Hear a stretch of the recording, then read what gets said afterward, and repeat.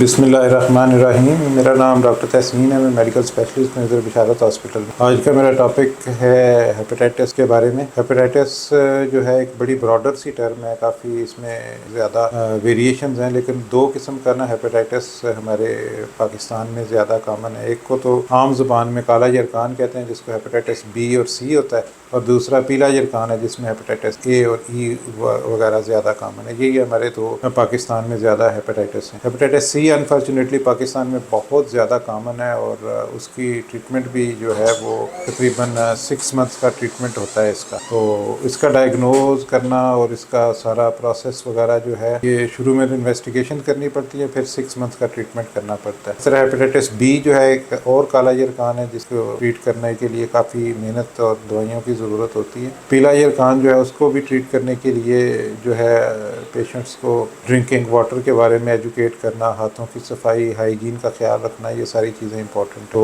जब भी आपको कोई इस तरह का हेपेटाइटिस का पेशेंट मिले तो हमारी स्पेशलिटी है उनको ट्रीट करना। We can manage these patients of hepatitis. Hepatitis में सिर्फ ऐसी क्या खुराक है जिससे हमें अवॉइड? हमें ज़्यादा जो खुराक अवॉइड करने का तो इतना नहीं, लेकिन ऑयली फूड जो है ना, ऑयल रिच जो फूड है, वो मोटा गोश्त वगैरह इस तरह की चीज़ें ज़्यादा अवॉइड करनी चाहिए। सब्जियां और फल जो हैं वो ज़्यादा जो है वो बेहतर होता है। हेपेटाइटिस को डायग्नोज के लिए कॉमनली टेस्ट लेते हैं वो? हेपेटाइटिस को डायग्नोज करने के लिए जो टेस्ट हैं, एक तो हेपेटाइटिस स्क्रीनिंग है, हेपेटाइटिस बी और सी की स्क्रीनिंग है वो है। इसके अलावा PCR है। इसके अलावा जो है लिवर फंक्शन टेस्ट हैं, जिसको LFTs कहते हैं। तो ये टेस्ट वगैरह करके, अल्ट्रासाउंड करके, उसके बाद हम डायग्नोज करते हैं। और अगर किसी एक पर्सन को हेपेटाइटिस हो जाता है A, B या C में से, क्या वो उसके बिल्कुल जरासीम ख़त्म हो जाते हैं या रहते हैं, कुछ डेड हो जाते हैं? नहीं, ज़्यादातर जो हेपेटाइटिस हैं वो क्योरेबल है। हेपेटाइटिस सी भी क्योरेबल है, हेपेटाइटिस A और E भी क्योरेबल है, और